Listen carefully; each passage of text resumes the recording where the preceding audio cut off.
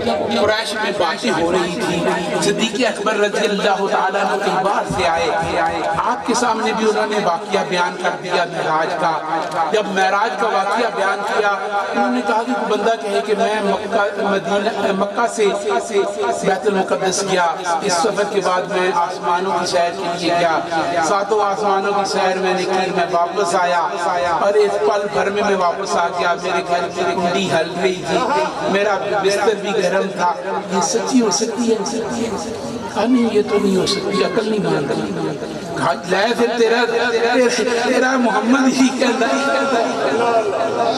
یہ بات کو اس نے پورے طریقے سے پوری حالات بنا کے بات کی نا، تو میرے آقا صدیق اکبر کا وجدان جاگ اٹھا، ایمان قوتی ایمانی نے جوش مارا۔ آپ نے فرمایا یہ کمینوں کیا کہہ رہے ہو؟ میرا آقا کہتا ہے تو سچ ہے۔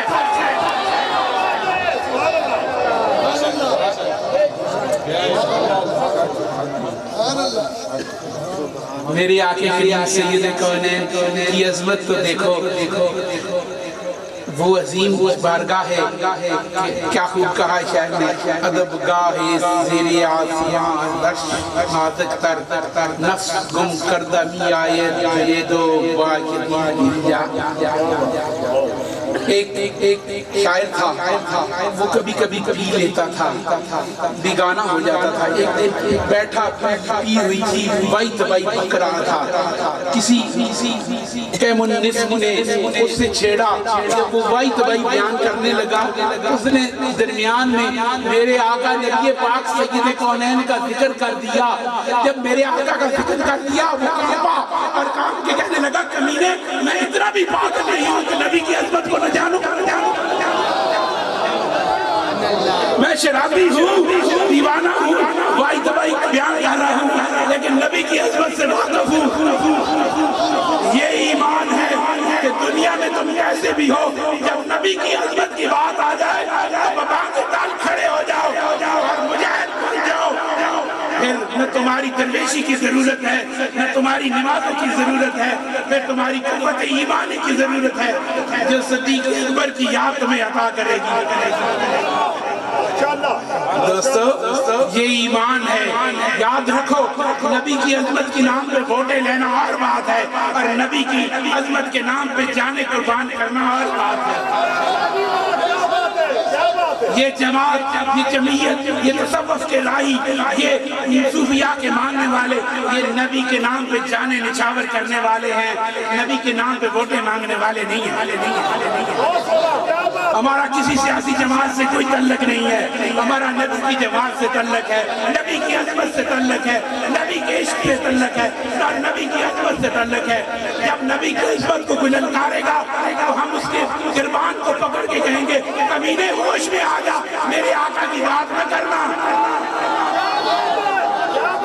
ہم درویش سے دور ہیں، بوریا نشین ہیں، درگاہوں میں بیٹھے ہیں، لیکن نبی کی عظمت کو للکارنے والے کو کبھی زبان نہیں کھولنے دیں گے، ان کی زبانوں کو کھینچ دیں گے، کیونکہ ہمیں صدیق اکبر نے دہی بنایا۔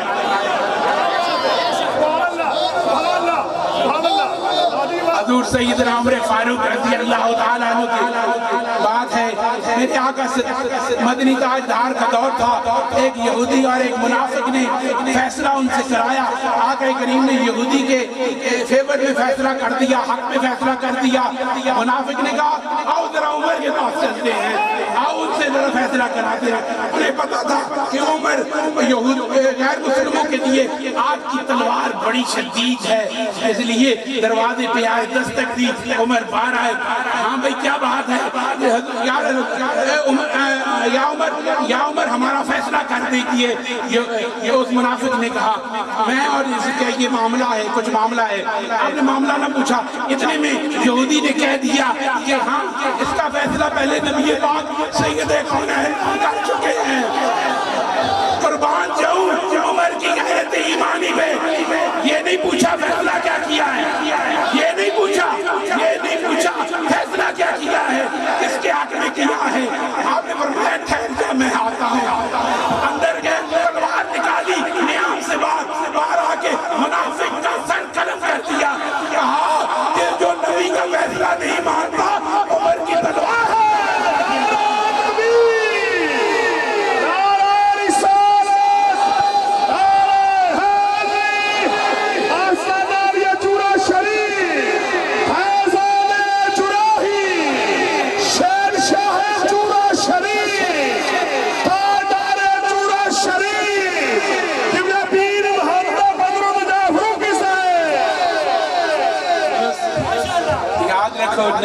شریعت آ چکی تھی، کوئی تعزیرات نہیں لگی، کوئی آپ نے اس کا اس کا متبادل میں کچھ ادا نہیں کیا، کیونکہ جو نبی کریم سید کونین کی عظمت کو للکارے، نبی کریم سید کونین کے فیصلے کو اس کا انکار کرے، وہ واصل جہنم کرنے کے قابل ہے۔ دوستان گرامی، نبی پاک سید کونین مدنی تاجدار کا جب ذکر کیا تو میرے آقا صدیق اکبر نے کہا یہ تو سچ ہے، وہ جو کچھ کہتا ہے سچ ہے۔ میرے آقا کے پاس گئے، آپ نے فرمایا پہلے تم صدیق تھے، اب صدیق اکبر ہو۔ دوستو یہ بات سیدنا صدیق کی بہت اچھی لگتی ہے مجھے۔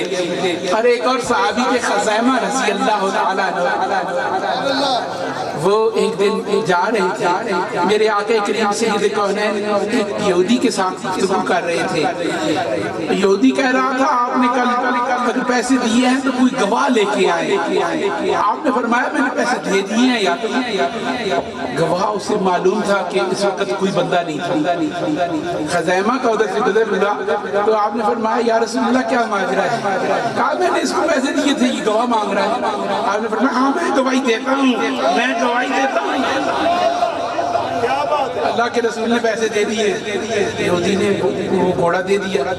ہم نے فرمایا خزیمہ کہاں تھے تو جب میں اس کو پیسے دے رہا تھا؟ یا رسول اللہ کسی کو بڑی گل ہے۔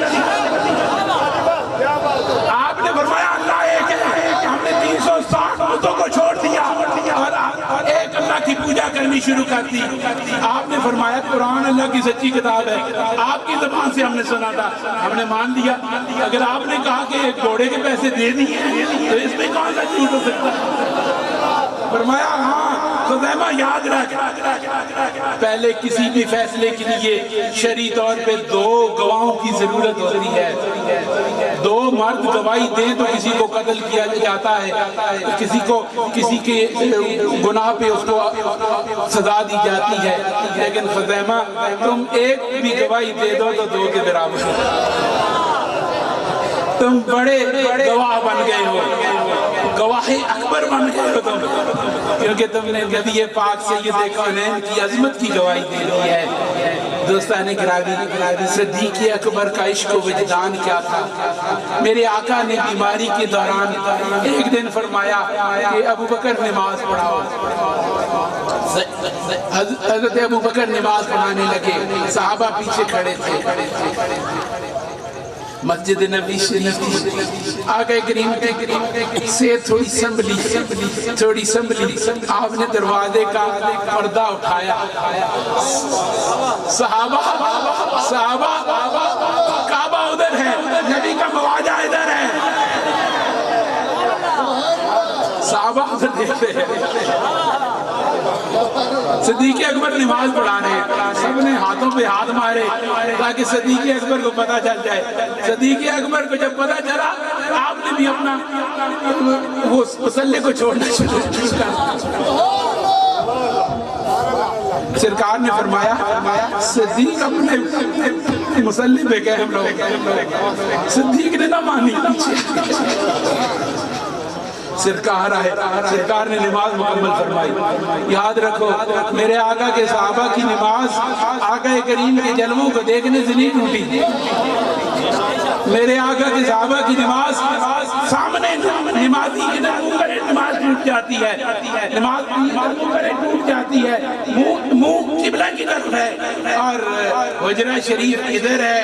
حجرہ شریف سے سرکار نکلے، صحابہ دیکھ رہے ہیں، نماز بھی پڑھ رہے ہیں، میرے آقا کی نماز ایسی نماز۔ جب چکا میں در مصطفیٰ پہ تو ندائی ہاتف غیب سے، جب چکا میں در مصطفیٰ پہ تو ندائی ہاتف غیب سے، تیرے وہ سجدے بھی ادا ہوئی ہے جو قضا ہوئی ہے تیرے نماز۔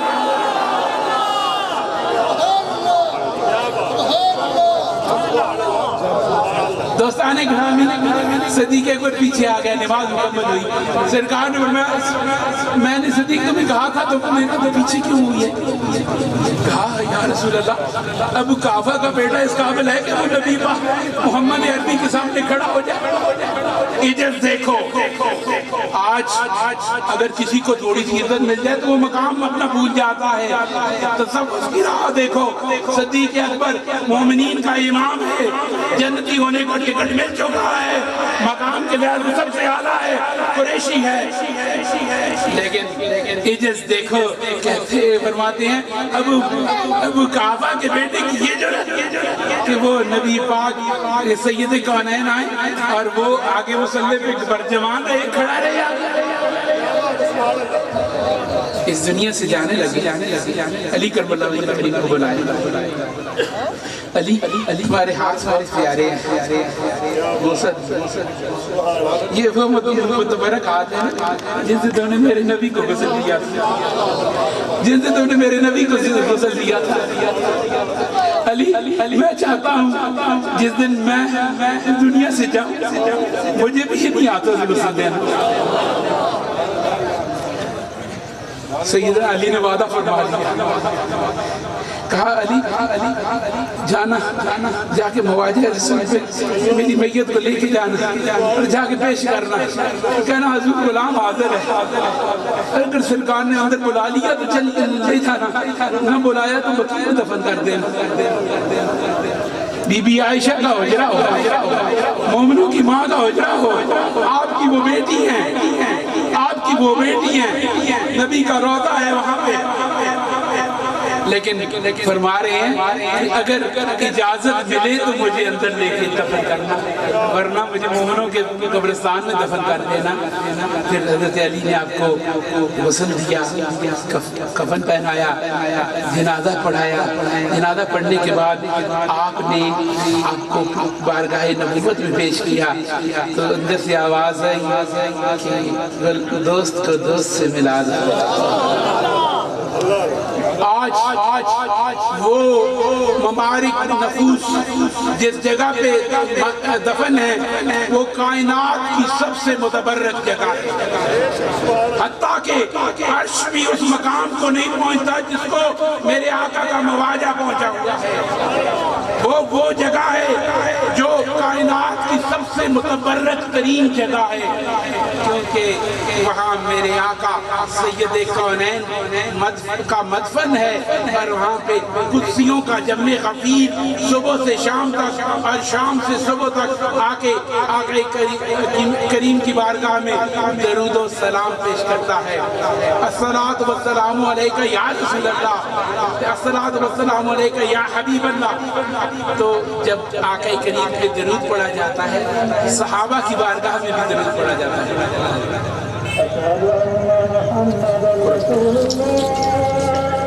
اللهم رب هذه الدعوة وعلى آلك وأصحابك يا حبيب الله۔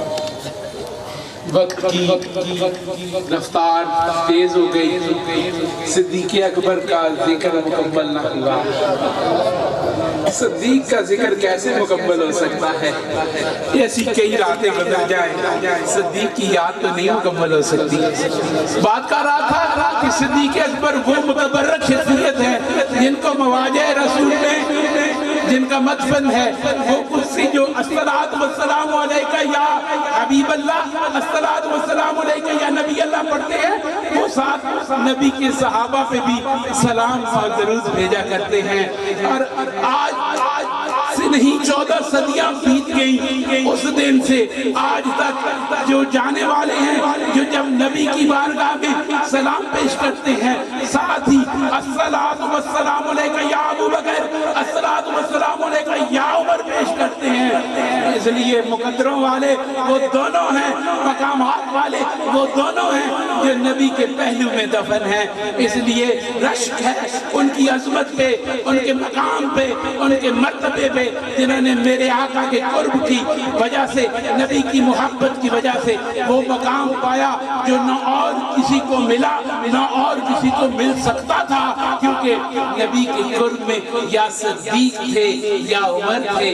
دوستان گرامی، نبی پاک سید کونین سے محبت کرنے والوں کی یاد بات وقت کی قید کی ہے۔ دوستان